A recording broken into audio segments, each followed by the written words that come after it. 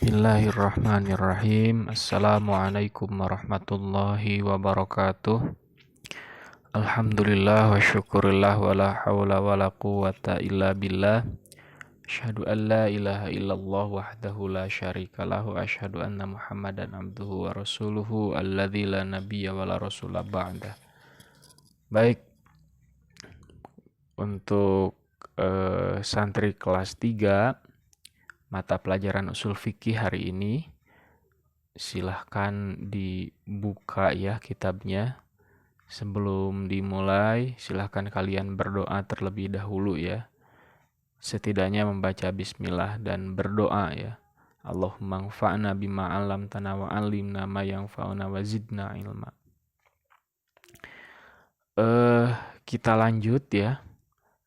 Untuk pembahasan selanjutnya di mata pelajaran usul fikih yang kemarin, silahkan yang belum, nanti absennya itu kalian mensyakali atau memberikan syakal terhadap kitab usul fikih Mabadi Awaliyah itu ya. Kalian memberikan syakal dan kemudian menerjemahkannya di dalam kitab itu ataupun terjemahannya di buku tulis. Nanti itu absennya dihitung dari dari awal sampai yang terakhir ini. Ya, kemarin kita sudah sampai pada definisi usul fikih ya. Definisi usul fikih. Nah, kita sekarang lanjut pada definisi fikih ya. Definisi fikih. Kalau kemarin kita sudah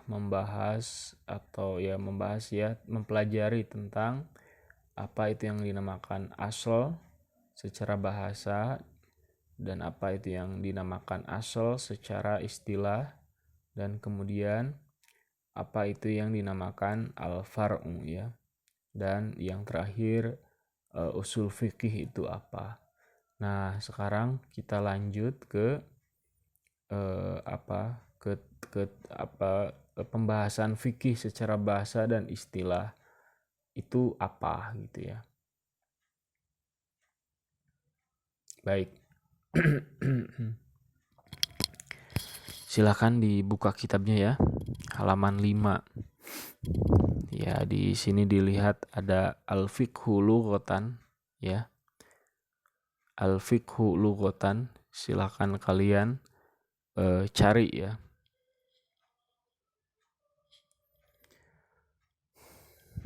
Ya, al-fiqhu lughatan al-fahmu. Faqih tu kalamaka ai fahimtuhu. Fikih secara bahasa adalah faham, al-fahmu, yaitu ya al-fahmu ya, faham. Faqih tu kalamaka ai fahimtuhu, seperti atau sebagaimana perkataan faqih tu kalamaka ai fahimtuhu. Seperti dalam perkataan saya memahami perkataanmu. Ya, saya memahami perkataanmu. Maksudnya adalah saya memahami fahimtuhu. Saya memahami saya memahami itu. Saya memahami perkataan itu. Faqih itu kalamaka. Saya memahami kalam atau ucapanmu. Maksudnya adalah saya memahami perkataanmu itu.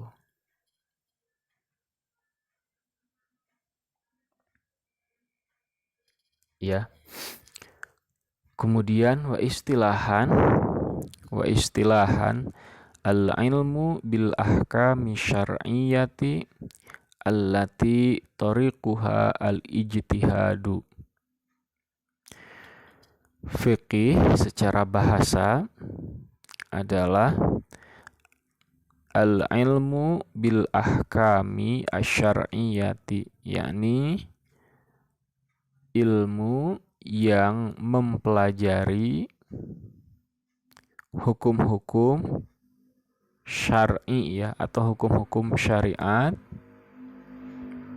allati tariquha al-ijtihadu, yang jalan ya melalui jalan ijtihad, atau yang sarananya adalah ijtihad. Jadi kalau diterjemahkan, ilmu mengenai hukum-hukum syariat, ilmu yang mempelajari ya tentang hukum-hukum syariat yang dihasilkan melalui jalan ijtihad. Kal ilmi bi anna niyyata fil wudu'i wajibah wa nahwi dzalik minal masailil ijtihadiyah. Seperti mengetahui bahwa niat wudu itu ya, bi anna niyyata fil wudu'i wajibah. Seperti mengetahui bahwasanya niat ketika wudu itu adalah wajib. Wa nahwi dzalik minal masailil ijtihadiyah. Nah, hal-hal semacam itu merupakan masalah-masalah ijtihadiyah. Masalah-masalah ijtihadiyah itu maksudnya adalah masalah-masalah yang tidak terdapat nas-nas atau tidak terdapat petunjuk dalam Al-Quran ataupun As-Sunnah. Seperti niat wudu wajib itu apakah dijelaskan di dalam dalil atau di dalam fikih atau di dalam Al-Quran secara langsung atau hadis ataukah tidak? Nah, ternyata tidak. Jadi niat wudu itu hanya dijelaskan dalam dalil secara global. Nah, dalilnya apa? Qala Nabiyyu sallallahu alaihi wasallam, innamal a'malu binniyati. Sesungguhnya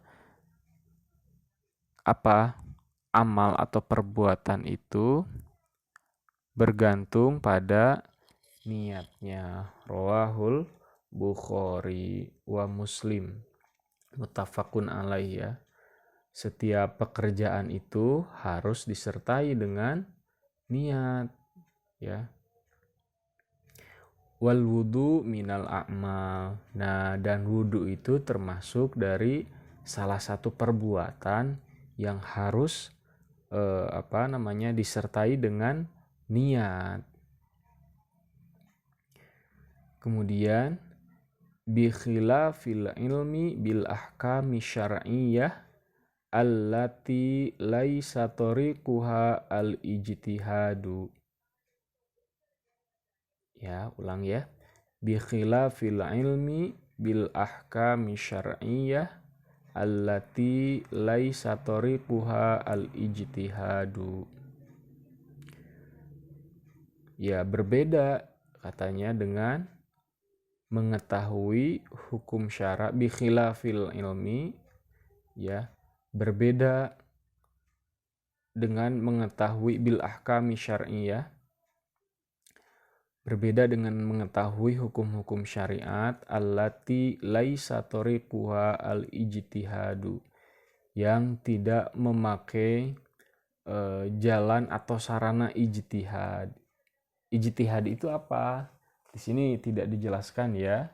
Ijtihad itu kata para ulama amaliyatus timbatil ahkami syar'iyyah min adillatihat tafsiliyah. Ya, saya ulang ya. Ijtihad itu adalah amaliyatus timbatil ahkami syar'iyyah. Ya. Jadi perbuatan-perbuatan untuk atau aktivitas yang dilakukan untuk melakukan istimbat hukum atau untuk melakukan istimbat hukum ya. Istimbat hukum itu apa ya, nanti dijelaskan. Istimbat hukum-hukum syariat min adillatihat tafsiliyah yang yang diambil dari dalil-dalil secara terperinci, secara spesifik. Ini memang tidak ada ininya ya, tidak ada definisinya apa yang dimaksud dengan ijtihad itu. Baik, nah ijtihad itu adalah aktivitas-aktivitas ilmiah yang dilakukan oleh para ulama dengan atau melalui jalan pencarian dalil ya, pencarian dalil, dan kemudian nanti dikaji kandungan dalil itu apa, dan kemudian istikhrajul hukmi, dikeluarkan hukum daripada kandungan dalil ini apa gitu ya. Nah, itu istimbat hukum. Nah, kata pengarang kitab ini atau penulis kitab ini, bikhilafil ilmi bil ahkami syar'iyyah allati laisa tariquha al-ijtihad. Berbeda dengan mengetahui hukum-hukum syara atau hukum-hukum syariah yang tidak melalui jalan ijtihad ya. Tidak melalui jalan ijtihad. Karena apa? Karena memang ada nas atau dalil baik itu dalam Al-Quran atau dalam As-Sunnah yang sudah menjelaskan hal itu, dan para ulama tidak berbeda pendapat terkait hal itu gitu. Seperti apa? Kala ilmi bi annas sholawatil khamsa wajibah. Seperti pengetahuan tentang atau mengetahui bahwa sholat 5 waktu itu hukumnya wajib, dalilnya ada gitu ya, dalilnya ada. Kemudian para ulama tidak berbeda pendapat terkait hal itu, maka tidak terbuka ijtihad di situ. La ijtihad dalam kaidah fikih dikatakan, ini belum ada ya di sini, nanti kalian bisa belajar di kitab yang lain atau nanti setelah masuk perguruan tinggi. La ijtihad fi mauridin nas ya. Dalam kaidah begitu, tidak ada ijtihad selama terdapat nas atau dalil yang menjelaskan hal itu.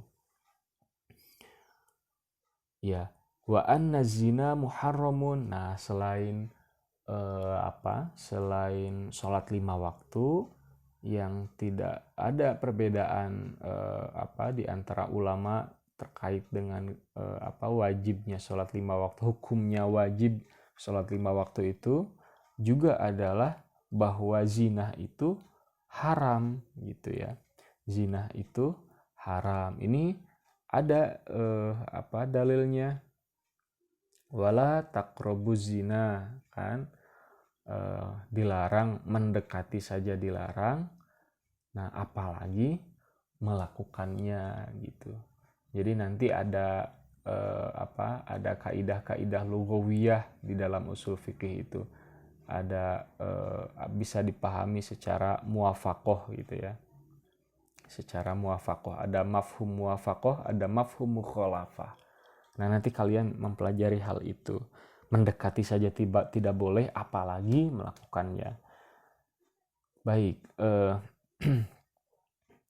wa nahwi dzalik minal masailil qat'iyyah. Nah, dan hal-hal yang semacam itu merupakan bagian daripada persoalan-persoalan yang qat'i ya, yang qat'i. Fala yusamma al-ilmu bima dzukira fiqhan ya. Jadi hal-hal yang semacam diwajibkannya sholat 5 waktu ya, kemudian haramnya zina, itu merupakan masalah-masalah qat'iyah. Qat'iyah itu yang pasti, yang dalilnya sudah ada gitu, yang dalilnya sudah ada. Itu bukan termasuk pada atau bukan yang dinamakan dengan fikih gitu.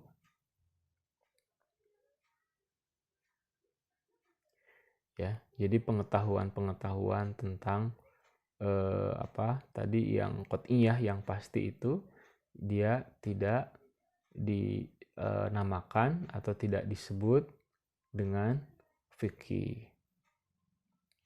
Baik. Kemudian al-ilmu sifatun yankashifu biha al-matlubu inkisyafan taman. Yang dimaksudkan dengan ilmu itu adalah sifat yankashifu itu yang menyingkap yang dapat ada tafsir al-kashf itu yang dapat menjelaskan sesuatu yang dicari dengan inkisyafan taman, penjelasan yang sempurna. Al-matlubu inkisyafan taman, yang dicari dengan penjelasan. Inkisyafan itu kita terjemahkan penjelasan, taman itu yang sempurna. Wal jahlu, dan jahal itu apa? Adamul ilmi bisyai, jadi mengetahui atau tidak mengetahui sesuatu. Adamul ilmi bisyai, tidak mengetahui terhadap sesuatu. Wadzannu, apa itu zannu? Al-idraku ar-rajihi li ahadil amrain. Al-idraku ar-rajihi li ahadil amrain, menemukan perkiraan sesuatu yang rojih. Rojih itu apa ya? Rojih itu yang kuat. Ya, rojih itu yang kuat. Al-amroini, terhadap dua perkara. Ya, atau dari dua perkara. Wal wahmu, dan wahm. Al-idrakul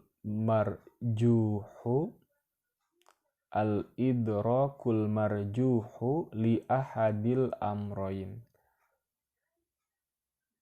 Jadi waham itu adalah menemukan perkiraan sesuatu yang marjuh, sesuatu yang lemah, li ahadil amroin, dari dua perkara.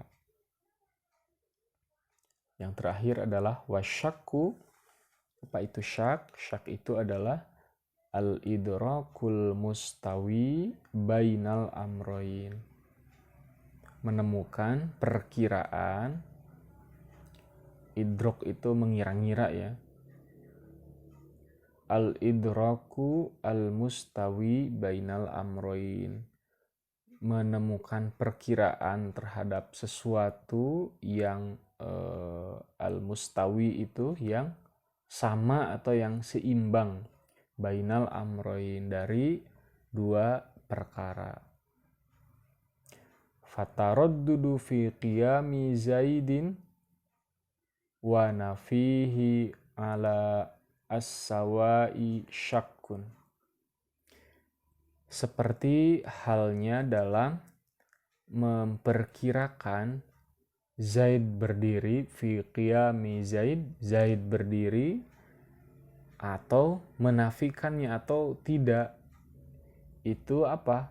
Alas sawai, dia seimbang atau enggak tuh.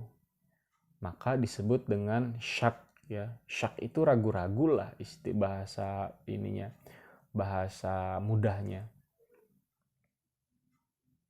Ya. Warajhan ats-tsubut. Ya. Jika kedua indikasinya kuat, maka disebut dengan ats-tsubut. Ya. Wal intifai zonnun, dan jika salah satu indikasinya kuat, maka disebut dengan zon. Ya, zon dan syak itu hampir sama. Wa ma'a marjuhin fi ahadihima wahmun ya. Fi ahadihima wahmun. Namun jika salah satu indikasinya itu lemah, marjuh, maka dinamakan wahm. Ya, sudah ya. Wal muradu bila ilmi fi ta'rifil fiqhi yashmilu zon. Dan yang dimaksud dengan ilmu tentang atau pengetahuan tentang definisi fikih mencakup zon ya. Baik,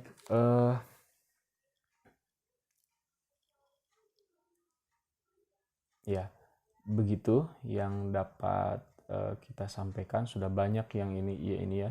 Di terakhir itu wal muradu bil ilmi fi ta'rifil fiqhi yushmilu az-zannu ya.